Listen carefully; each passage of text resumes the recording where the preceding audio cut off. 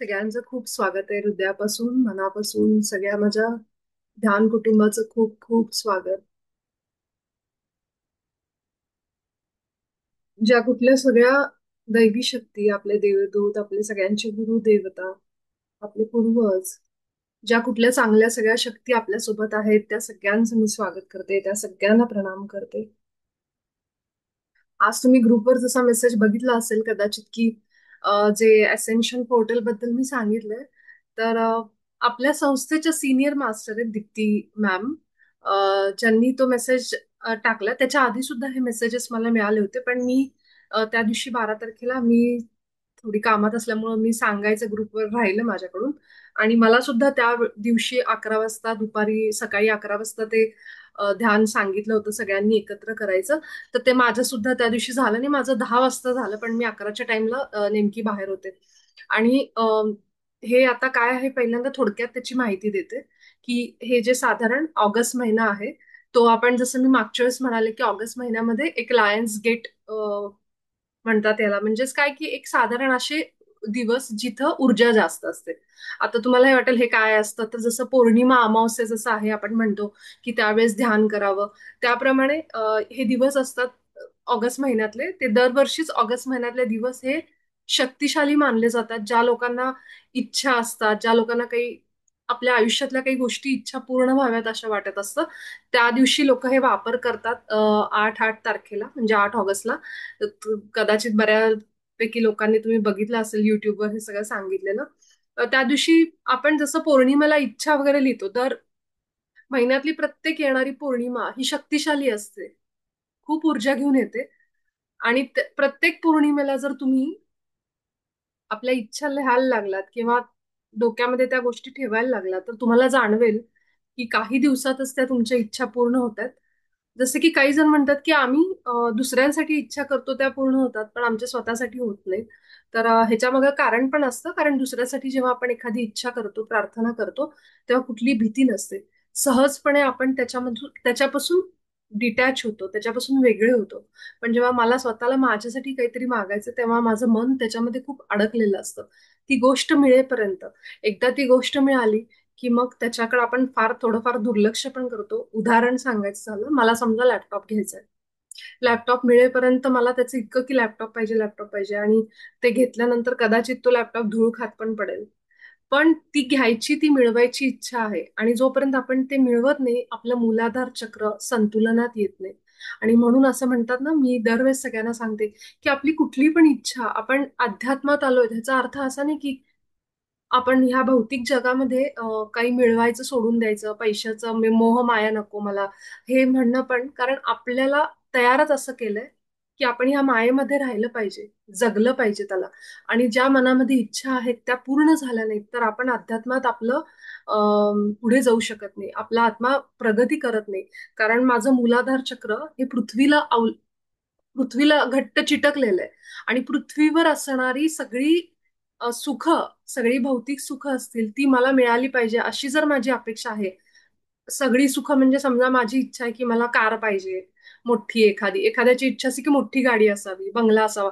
ह्यापैकी जी काही भौतिक सुखांची आपण अपेक्षा धरून बसतो, त्या जर पूर्ण झाल्या नाहीत, तर आपण अध्यात्मामध्ये पुढे जाऊ शकत नाही. कारण अध्यात्म आणि भौतिक रियालिटी म्हणजे भौतिक सुख, हे माया म्हणतो ज्याला आपण, किंवा याला मॅट्रिक्स म्हणतात इंग्लिशमध्ये, हे सगळं जोडलेलं आहे एकमेकांशी. तर त्यामुळे ज्यांना असं वाटतं ना की मी अध्यात्मात आहे म्हणजे मी पैशाच्या मागे नाही लागलं पाहिजे, मी पैसा म्हणजे नोकरीचा विचार नाही केला पाहिजे, किंवा अजून कुठलीही अशी गोष्ट जी भौतिक सुखांशी, लक्झरीज, कम्फर्ट ह्याच्याशी रिलेटेड आहे, आणि जर मला मनामध्ये अपराधी बोध येत असेल की अरे मी तर ध्यान करते, मी तर रेकी करते, मग मी मोठी कार असावी अशी अपेक्षा कशी करू, तर असं जर असेल मनामध्ये, तर ते काढून टाका. आपली जर इच्छा असेल, आतून डोळे बंद करायचं आणि विचारायचं, माझ्या घरात मला आत्ता काय काय गोष्टींची गरज आहे, कम्फर्ट, लक्झरी, त्या आहेत, मला ती किती आहे, आणि ते जोपर्यंत मी मिळवत नाही माझं मन शांत होत नाही. आणि ते मिळवल्यानंतर आपलं मूलाधार चक्र सुद्धा संतुलनात येतं. नाहीतर मग काय होतं की त्या इच्छा आपल्याला मूलाधाराकडे खेचत बसतात. म्हणजे असं होतं का नाही मला माहित नाही, पण एकदा तुम्ही अनुभव घेऊन बघा, मला हे झालेलं आहे.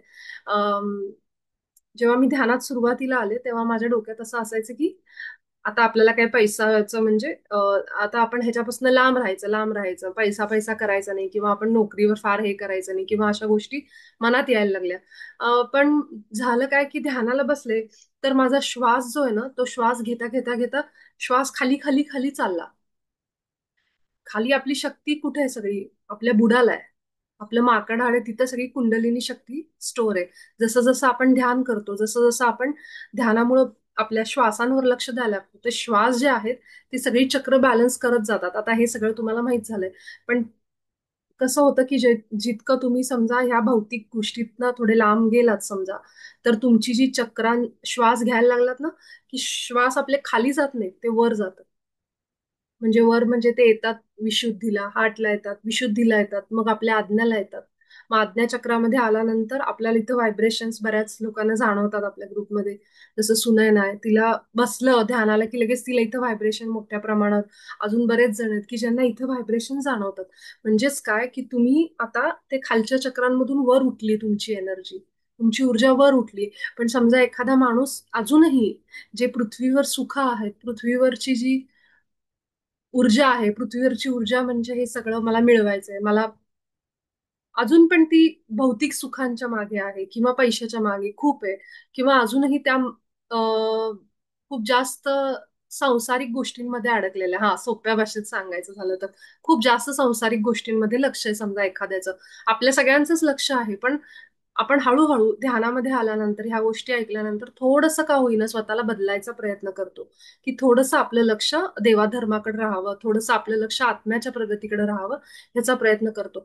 पण काही जणांचं असं होतं की ध्यानात आल्यानंतर सुद्धा त्यांना काही मिळवायच्या असतात गोष्टी, आणि मग त्यावेळेस श्वास खाली खाली जायला लागतो, वर वर जात नाही, असे पण अनुभव येतात.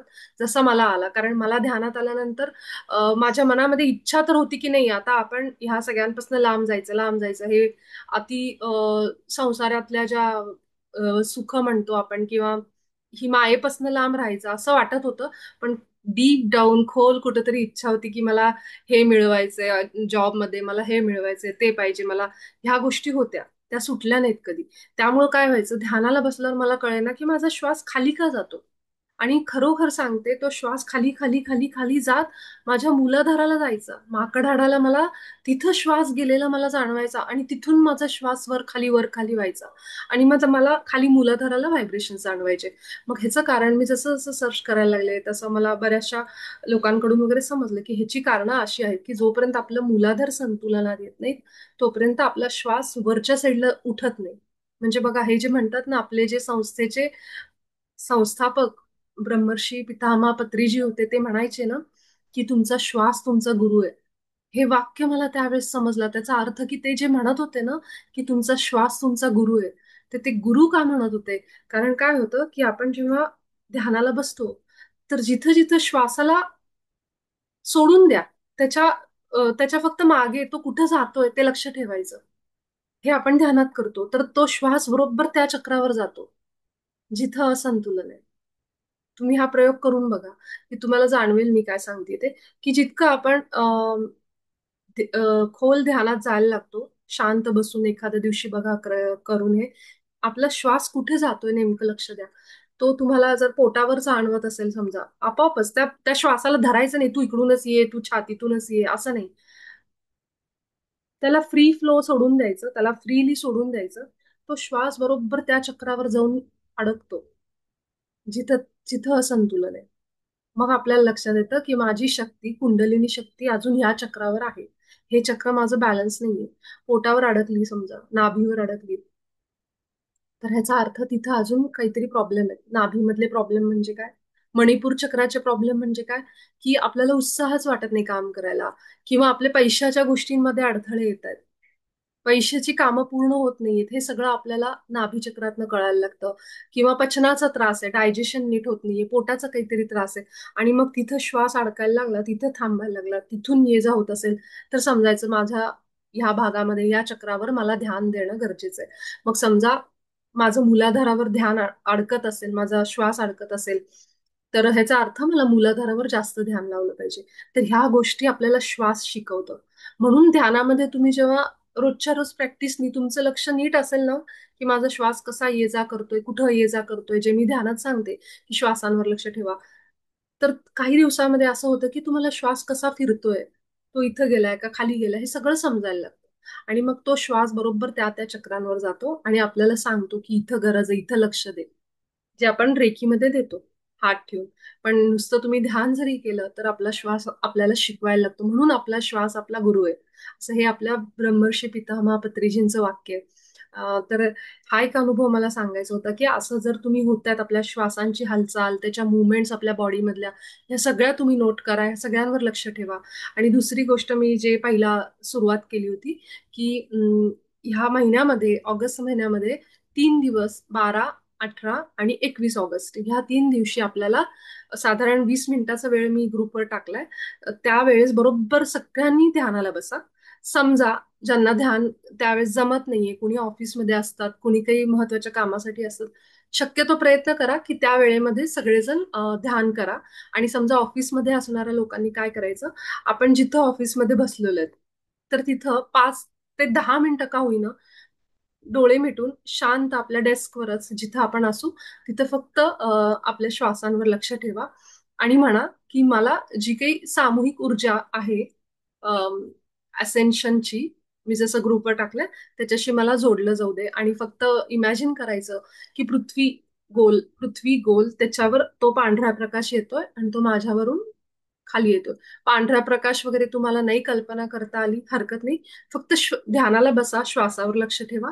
आणि जे त्याच्यात लिहिलेलं आहे तेवढं जरी म्हणलं आपण की ह्या प्रसंगाला मी सगळ्या जी लोक ध्यान करतात, जगामध्ये ध्यान होणार आहे लक्षात ठेवा त्या दिवशी. म्हणून हे महत्वाचं आहे, जेव्हा आपण सामूहिकरित्या ध्यान करतो एवढ्या मोठ्या लेवलवर, म्हणजे ग्लोबल लेवलवर लोक ध्यानाला त्या वेळेत बसणार आहेत. आणि जेव्हा ते एकत्र ध्यानाला बसतील त्याची प्रचंड ऊर्जा निर्माण होणार आहे. आणि मग त्यावेळेस त्याचा फायदा जे जे लोक ध्यानात असतील त्या त्या वेळेला त्यांना सगळ्यांना होईल. जर समजा नाही जमलं आपल्याला त्यावेळेस तरी सुद्धा थोड्या वेळाने पुढे मागे तुम्ही ध्यान करा आणि फक्त म्हणा की जी सामूहिक ऊर्जा साठी ध्यानाला जोडली जाणार आहे, मी त्यांच्याशी जोडली जाते. आपण फक्त त्यांच्याबरोबर जोडलं जायचं, असं फक्त एक संकल्प द्यायचा. तुम्ही बरोबर त्या एनर्जीशी कनेक्ट होता. जरी तुम्ही थोडं पुढे मागे बसलात हरकत नाही. पण त्या 2 दिवस आठवणीने ध्यान करा, जितकं जास्त जमेल दिवसभर, जेवढ्या वेळा आपल्याला शक्य असेल रेकी ध्यान हे करा त्या दिवशी. कारण त्याचे मोठे परिणाम आपल्याला येणाऱ्या काळात बघायला मिळतील. असं सांगितलं जातं. मी अजून एक सांगते की जी गोष्ट मला कळली की अनेक लाखो वर्षानंतर ही सायकल संपतीये. जी एक सायकल असते ब्रह्मांडाची, ती सायकल जी म्हणतो ना आपण, चक्र म्हणतो ना, ते चक्र आता पूर्ण व्हायला लागलंय. कॉस्मिक सायकल असं त्याला म्हणतात. आणि काही ग्रहांची, म्हणजे सगळेच ग्रह ह्या येणाऱ्या काळामध्ये सगळेच ग्रह एक संरचना करतायत, म्हणजे अलाइनमेंट मध्ये येत आहेत एकत्र. आणि त्या ग्रहांची साथ सुद्धा आपल्याला आता ह्यावेळेस मिळतीये. आणि हे सगळं कशासाठी चाललंय सांगते. आता पृथ्वीवर जी कंडिशन आपण बघतोय, कलियुग म्हणतोय, हे म्हणतोय, ते म्हणतोय, तर ह्या सगळ्यातून आपल्या सगळ्या माणसांनीच, म्हणजे इथल्या पृथ्वीवरच्या लोकांच्या बुद्धीतूनच हे आता असं झालंय की आम्हाला हे युद्ध, हे ते सगळ्या गोष्टी आता बास झाल्यात. आता आम्हीच काहीतरी आम्हाला काहीतरी सुटका पाहिजे, आम्हाला काहीतरी मुक्ती पाहिजे याच्यातनं, असं म्हणून आपल्याच सबकॉन्शियस माइंडनी हे सगळं निवडलेलं आहे. आपल्याला जागेपणी आठवणार नाही, आपण म्हणू नये मला तर काही आठवत नाही, मी तर असं काही बोलले नव्हते, मला तर हे काही माहित नाहीये. पण हे आपण जेव्हा झोपतो आणि आपलं सबकॉन्शियस माइंड जेव्हा ऍक्टिव्ह असतं, तेव्हा या गोष्टी आपल्या आत्म्याच्या लेवलला घडत असतात, ऊर्जेच्या स्तरावर. आणि म्हणून गेले काही दिवस मी सांगत होते की पृथ्वीवर मोठ्या प्रमाणावर परिवर्तन सुरू आहे, येणारा काळ वेगळा असेल, हे असेल, ते असेल, लोक कलियुग संपतंय, सत्ययुगाची स्थापना होती, वगैरे वगैरे बरंच सुरू आहे. पण होतंय तर काय की ऊर्जेमध्ये शिफ्ट तर नक्कीच होणार आहे. पृथ्वी नक्कीच नव्या ऊर्जेमध्ये चालली आहे आणि आपण सगळेजण नव्या ऊर्जेमध्ये जातोय. पण ह्यासोबत आपल्याला नवी ऊर्जा म्हणजे काय, तर नवीन विचार. तर नवीन विचार, नवीन भावना, आणि हे तितकं सोपं नाहीये. आपण ज्या घरी राहतो, आपण ज्या लोकांसोबत राहतो, तिथं राहून आपल्याला हे सगळं बदल करणं आपल्या आयुष्यामध्ये फार अवघड आहे. आपण किती चांगलं वागायला गेलो, समोरून तशी लोक भेटत नाहीत. समोरून तशी सिच्युएशन नसते, परिस्थिती नसते, म्हणून आपल्याला असं होतं की आम्ही किती चांगलं वागायचं. समोरून तर आम्हाला तसं काही प्रतिसाद मिळत नाही आणि लोक जशी वागायची तशीच वागतात आणि त्यामुळे आपण म्हणतो की जे चाललंय ते चालू दे, हे नाहीये. पण लक्षात ठेवा की जो इथं शुद्धीकरण आपण जितकं आपल्या आतमध्ये ठेवायचा प्रयत्न करतो, पूर्ण 100% नसेल शुद्धी तरी चालेल, पण जेव्हा आपण प्रयत्न करतो तेव्हा आपल्याला ह्या सगळ्या शक्तींची साथ मिळायला लागते. आणि ह्याचं अगदी साधं उदाहरण आणि ह्याचं प्रूफ असं जर म्हणायला गेलं, तर ज्यांना ज्यांना नंबर्स दिसत आहेत ना, ते नंबर्स उगाच दिसत नाहीयेत. त्या नंबर्स दिसण्यामागं हेच कारण आहे की कुठंतरी आपण सगळे अलाइनमेंट मध्ये येतोय त्या ऊर्जेच्या. आपण सगळेजण त्या ऊर्जेच्या आपल्या विचारांनी बदल करायला जरी सुरुवात केली, एक जरी बदल करायला सुरुवात केली, बऱ्याच जणांना असं वाटेल एवढ्या सगळ्या लोकांमध्ये मी एकटीने बदलून काय उपयोग आहे, बाकी तर दुनिया आहे तशीच आहे. पण एक जो आत्मा असतो, त्याचा जो प्रकाश आहे, त्याच्यामध्ये जर शुद्धी यायला लागली, तर त्या एका माणसाला सुद्धा ते नंबर्स दिसतात, ते सगळं दिसायला लागतं. किती जण आहेत आपल्या ग्रुपमध्ये, आपल्या टीम मध्ये, की जे सगळ्या किती जणांना नंबर्स दिसतात, दिवसभर नंबर दिसतात. म्हणजे असं होतंय ना, तर हे नंबर्स दिसणं म्हणजे काय? तर हे नंबर्स आपल्याला कोण दाखवतंय, तर ही कुठली तरी एक इंटेलिजन्स आहे जी आपल्याला हे नंबर दाखवते. आणि 21 ऑगस्ट नंतर तुम्हाला जाणवेल की ज्या इच्छा तुम्ही अशी मनात आणली आणि पूर्ण झाली, मनात आणली आणि पूर्ण झाली, ही अवस्था होईल येणाऱ्या काळामध्ये. त्यामुळं आपल्याला आत्ताच तयारी करायची की मी किती सकारात्मक विचार करते. कारण मी जर नकारात्मक पण फार विचार केला, खूप त्याच्यामध्ये भावना जोडायला लागले नकारात्मक विचारांमध्ये, विचार आला गेला हरकत नाहीये, पण ते विचार थांबला नकारात्मक, माझं काही आज खरं नाही, माझ्यासोबत हे असं वाईट होणार आहे, मी चांगली नाहीये, हे विचार मी घोळत राहिले माझ्या मनामध्ये. आणि त्याच्यामध्ये मी माझ्या भावनांची ऊर्जा द्यायला लागले त्याला. तर तो विचार सुद्धा लवकरात लवकर सत्य होईल. ही ही एक शक्यता आपण नाकारू शकत नाही. कारण जे काही होणार आहे, की एका म्हणजे मॅगी कसं म्हणतो आपण, 2 मिनिटात मॅगी, तसं मला आत्ता इच्छा झाली, मला श्रीखंड खायचंय, मला श्रीखंड खायचंय, मला इच्छा होती, मला श्रीखंड खायचंय. पुढच्या 15-20 मिनिटात, अर्ध्या तासात कुठल्या तरी रूपाने माझ्यासमोर श्रीखंड येईल. म्हणजे काय झालं, माझी इच्छा पूर्ती झाली. तर ह्या घटना वाढायला लागतील पृथ्वीवर. आणि मी तुम्हाला सांगते तर तुम्हाला असं वाटेल हे काय आहे, हे असं ह्याच्या मागे काय, पण ह्याच्या मागे सायंटिफिक रिझन्स आहेत, शास्त्रीय ह्याच्या मागे कारण आहेत की का तसं होणार आहे. की आपल्या बाबतीत हे का होणार आहे, कारण पृथ्वी ज्या बेल्ट मधून जातीये सध्या, भ्रमण करतीये, ते हा एनर्जी बेल्ट आहे. म्हणजे तो एक म्हणतो ना आपण, एक असा पट्टा, त्या पट्ट्यातून पृथ्वी भ्रमण करते. आणि जिथं ती आत्ता आलीये ज्या कंडिशनला, तो पट्टा जो आहे तो पृथ्वीच्या लोकांना सगळ्यांना हाय एनर्जी देणार आहे, उच्च ऊर्जा प्रदान करणार आहे. आता ती उच्च ऊर्जा जेव्हा येईल आपल्या, ऑलरेडी सुरू झाली ती. त्यामुळे म्हणून सगळे म्हणतात ना, विचारांवर लक्ष ठेवा. म्हणून तुम्ही बघताय युट्यूब ओसंडून व्हायला लागलंय अशा लोकांनी की जे हे सगळं सांगतायत, चक्र बॅलन्स करा, हे करा, ते करा, अध्यात्माचं ध्यान करा, रेकी करा. हे अक्षरशः म्हणजे पूर आलाय युट्यूबवर. त्याचं कारण हे की ही आत्ता जी येणारी ऊर्जा आहे ती ह्या प्रकारची असणार आहे, की आपण मनात आणायला उशीर आपल्या इच्छापूर्ती पटापट व्हायला लागेल. त्यामुळे आपण जास्तीत जास्त प्रयत्न करायचा की आपण सकारात्मक गोष्टींचा विचार करायचा.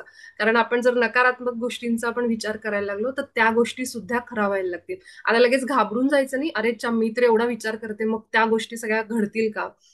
घडतात कधी, जेव्हा तो विचार, समजा माझ्या मनात एखादी वाईट विचार यायला लागला स्वतःबद्दलच, ठीक आहे, असं वाईट कुठला विचार आला, तर ती कधी प्रत्यक्षात येईल, जेव्हा मी त्याचा खूप जास्त वेळ विचार करून त्याच्यामागे भावना पण जोडते की त्या विचाराने मला घाम फुटला, मी खूप घाबरून गेले. हे जेव्हा आपल्याकडनं जास्त जास्त व्हायला लागतं, आपण जास्त वेळ त्या ऊर्जेमध्ये, त्या विचारामध्ये राहायला लागतो, तेव्हा ती प्रत्यक्षामध्ये येते. म्हणून इतके दिवस जे मी सांगत होते की आपण कुठलीही रागाची भावना असेल, द्वेषाची भावना असेल कुणाबद्दल, तर ती बाहेर काढायची, प्रश्नच नाही, पण त्याच्यामध्ये जास्त वेळ राहायचं नाही. प्रयत्न करायचं की आपण त्याच्यातून काहीतरी स्वतःचं मन दुसरीकडं, किंवा ध्यान, रेकी, किंवा आपल्याला जे आवडतं असं कुठलीही आपण एखादी क्रिया करायला सुरुवात करायची. चैतालीने काहीतरी लिहिलंय, I have been experiencing this, that wishes are fulfilling. I think of something and it gets completed. Then I try to think more and wish more. ते नाही होते. म्हणजे ती म्हणते की मी हे खूप सध्या हे करते की मी जे काही विचार करते ते पटपट पूर्ण होते आणि ते होते कम्प्लीट. पण जेव्हा मी जास्त मागते तेव्हा ते मात्र मिळत नाही मला. तर हे कसं आहे ना की तुम्ही काय म्हणू शकतो आपण, म्हणजे आता काय झालं की आपण आता आपल्या श्वासांवर फोकस करायला शिकलो. ठीक आहे. आपण दिवसभर खूप प्रत्येकाचे आयुष्य इथं वेगवेगळे आहे. कुणी कुठे आहे, कुणी कुठे आहे, कुणी कुठे बसलेलं आहे, कुठल्या सिटीमध्ये, राज्यामध्ये वेगवेगळ्या. प्रत्येक जण इथं वेगवेगळ्या फॅमिलीमधून, कुटुंबातून आणि ऑफिसमधल्या कंडिशन, बाहेरचं कुणाचे कसे नातेवाईक आहेत, घरात कशी परिस्थिती, कुणी कुणाला समोरासमोर बघितलं नाही. पण आपण सगळे एकत्र येतो आणि थोडा वेळ का होईना आपल्या आपल्या श्वासांवर आपण आतमध्ये जातो. कनेक्ट होतो आपल्या आपल्या स्वतःला. शांत बसतो, थोडंसं का होईना आपण शांत बसतो म्हणजे काय, की आपल्या श्वासांवर आपण एकाग्र व्हायला लागलोय आता. आता हे जे आपलं लक्ष जे आहे चहूकडे विखुरलेलं, टीव्ही, मोबाईल, घरातले गोष्टी, पैसा, सगळ्या सगळ्यांमधनं आलेलं आपण लक्ष एकाग्र करून ते भिंग असतं ना, उन्हामध्ये लावलेलं कागदावर, त्याप्रमाणे आता त्या भिंगाप्रमाणे आपण सूर्यप्रकाश त्या कागदावर एक बिंदू गोळा करायला लागलोय आपण. तो बिंदू एकदम इतका तेजपुंज, त्याची ऊर्जा जास्त जमवायला लागला की तो जो खाली कागद आहे तो जळायला लागतो, हे आपल्याला माहिती. त्याप्रमाणे आपल्या सगळ्यांचं लक्ष आपण कुठे एकवटलंय आता, आपल्या श्वासांवर. आता आपण एकवटायला शिकलो, कसं आपण एकाग्र करायचं हे शिकलो आता आपण. त्याच पद्धतीने आता आपलं काय व्हायला लागेल, आपल्याला आता समजलंय की कुठली गोष्ट मला पाहिजे तर त्याच्यावर पूर्ण लक्ष घातलं आणि पूर्ण म्हणतो ना, पूर्ण आतून मी जेव्हा ते मागायला लागतं तेव्हा ते मला मिळतं. मग आता ही आपली ऊर्जा वाढली म्हणून ध्यानी लोकांचं इच्छापूर्ती लवकर व्हायला लागते बाकीच्यांपेक्षा. कारण बाकीच्यांना अजूनही ते कॉन्सन्ट्रेशन जमत नाही. आज ध्यानात एवढीच लोक काय आहेत? कारण जी लोक ध्यानाला बसायची पूर्वी, त्यांचे त्यांचे मेसेज यायला लागले मला 2-3 महिन्यानंतर की आमचं ध्यानच लागत नाहीये, आम्ही काय करू. कारण लक्ष इतकं विखुरलेलं आहे. ते त्या मायेतनं बाहेरच येऊ शकत नाहीत. मी दोष देत नाहीये कुणाला, अजिबात मला तो हक्कच नाहीये दोष द्यायचा कुणाला. की कोण किती कुणाच्या घरी काय चालू आहे. कारण ती माया अशी जखडून ठेवते की तुम्हाला ध्यान धारणा, ही साधना ही करूच देत नाही. म्हणजे इव्हन आपण पोथी वाचताना, हातात जपमाळ असताना सुद्धा आपल्या डोक्यात किती विचार आहेत, खूप विचार आहेत. आणि हे विचारच आपल्याला सगळ्या गोष्टींपासून लांब ठेवतात, परमात्म्यापासून लांब ठेवतात. ज्या क्षणी मी शिकते की थोडा वेळ का होईना मी माझ्या श्वासांवर एकरूप व्हायला लागते, माझ्या विचारांना मी कंट्रोल करायचा प्रयत्न करते, त्या क्षणी मी त्याच्या जवळ जायला लागते. आणि जितकं आपण ध्यान धारणा करतो तितकं लवकर इच्छापूर्तीचे तुम्हाला अनुभव यायला लागतील.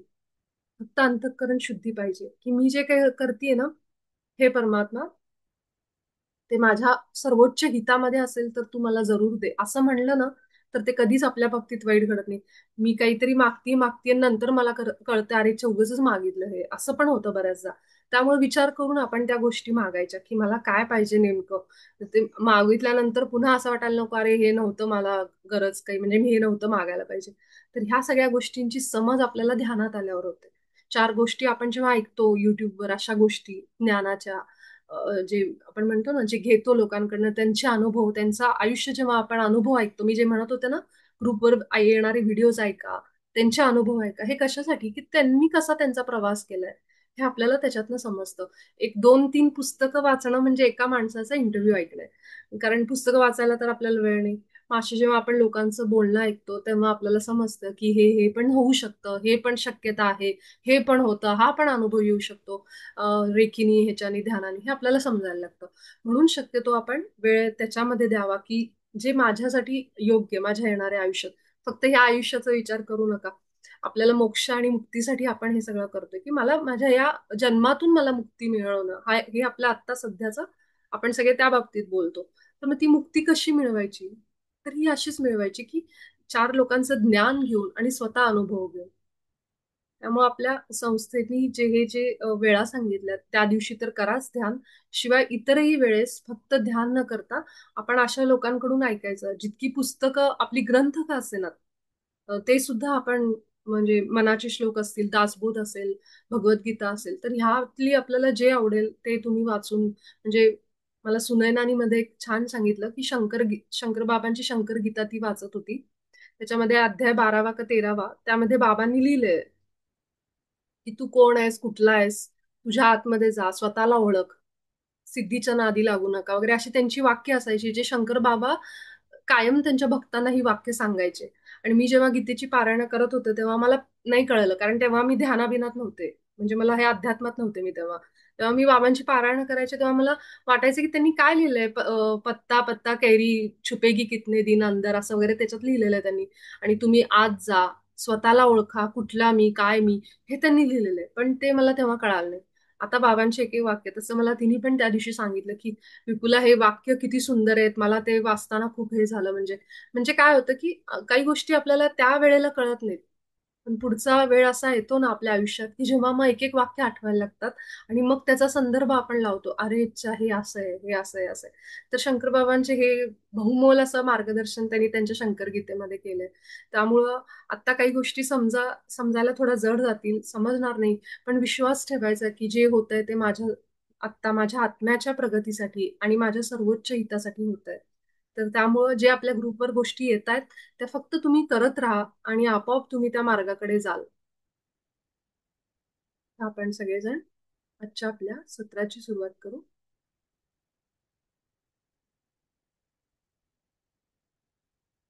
एक मोठा श्वास घेऊ आपण.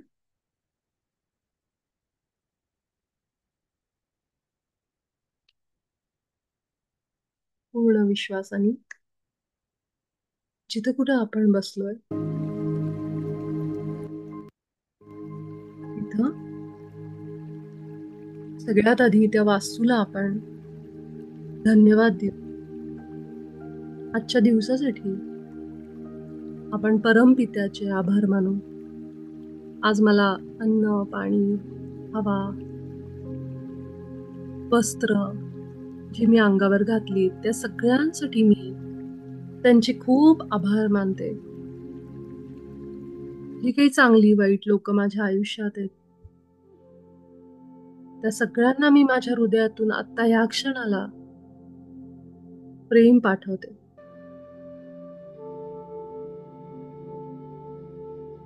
आपलं भौतिक शरीर, आपलं हे शरीर पूर्ण रिलॅक्स करून बसा. शिथिल सोडून, सैल सोडून फक्त आपल्या पाठीचा मणका अगदी ताठ ठेवायचा.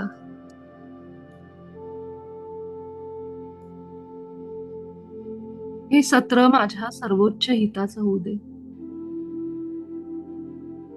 कुठलाही प्रयत्न करायचा नाही, काही खाटाटोप करायचा नाही. केवळ आणि केवळ आपण जिथं कुठं बसलोय तिथं आपला हा जो श्वास आहे जो आत बाहेर करतोय, हळूहळू त्याच्यावर लक्ष द्यायला सुरुवात करायची. सगळ्यात आधी एक मोठा श्वास आपल्या नाकातून आणि तोंडावाटे तो श्वास बाहेर सोडून द्या, आणि स्वतःला पूर्णपणे आत्ताच्या या वर्तमान क्षणात आणा. जिथं कुठं आपलं मन गेलंय दिवसभर, पण रागाला आले असू, दुःख झालं असेल, निराश झाले असू, कुठलीही भावना आपल्या मनामध्ये दिवसभर होती, तर ती एक फ्रिक्वेन्सी आहे, एक ऊर्जा आहे. तो एक अनुभव होता असं समजून आता या क्षणाला स्वतःला शांत करायचा प्रयत्न करा.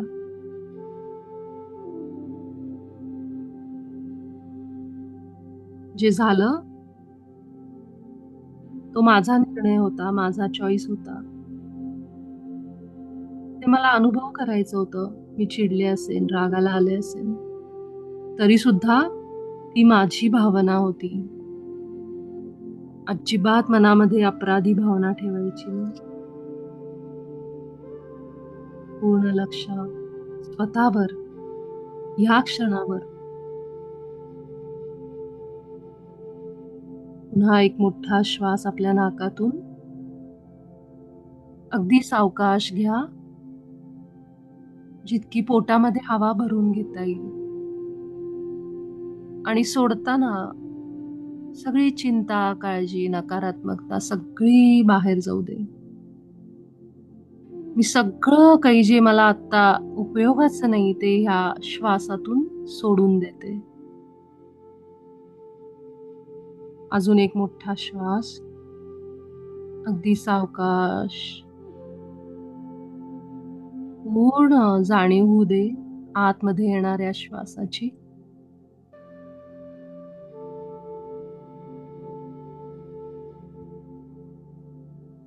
तोंडावाटे बाहेर सगळी हवा रिलॅक्स, पूर्ण स्थिर.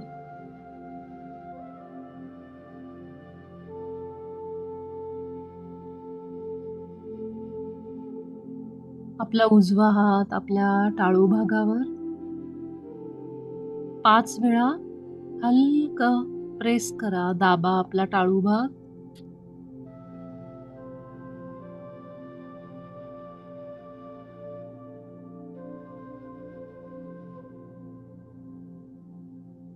हात तिथंच राहू दे टाळूवर, तसाच प्रेस करून धरा. आणि आता हात खाली घ्या. आपल्या टाळूवर जे प्रेशर फील होत आहे तिथं लक्ष घेऊन जाऊ.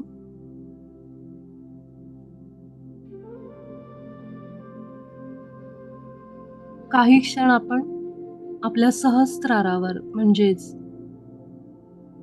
ब्रह्मांडाच्या या दारावर लक्ष ठेवणार. आपल्या टाळू भागावर लक्ष. आपली दृष्टी कदाचित हलकी वर जाईल. फार ताण द्यायचा नाही डोळ्यांना. आपल्या सहस्रारामधून टाळू भागातून श्वास येत आहेत आणि टाळूवर श्वास पुन्हा जात आहेत. अशा पद्धतीने श्वास घ्या. सगळं लक्ष केंद्रित काही क्षण ह्याच अवस्थेत.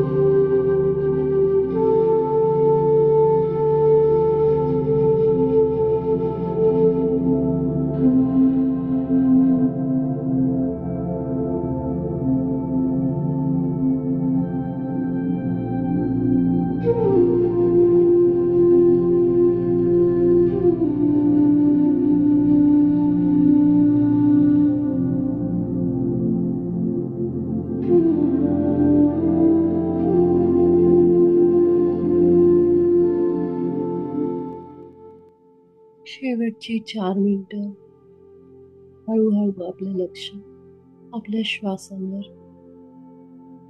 नैसर्गिक श्वास, येणारा आणि जाणारा प्रत्येक श्वास बघा, फक्त बघा.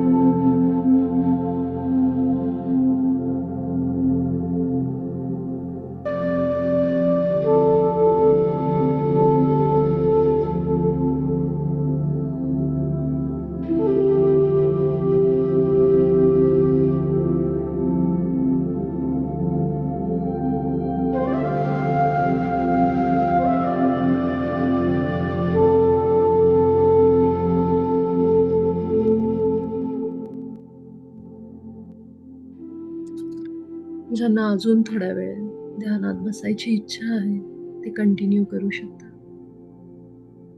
आपले दोन्ही हात अगदी सावकाश आपल्या डोळ्यांवर, आपल्या हृदयामध्ये आभाराची ऊर्जा ठेवा. धन्यवाद द्या. 5, 4, 3, 2, 1.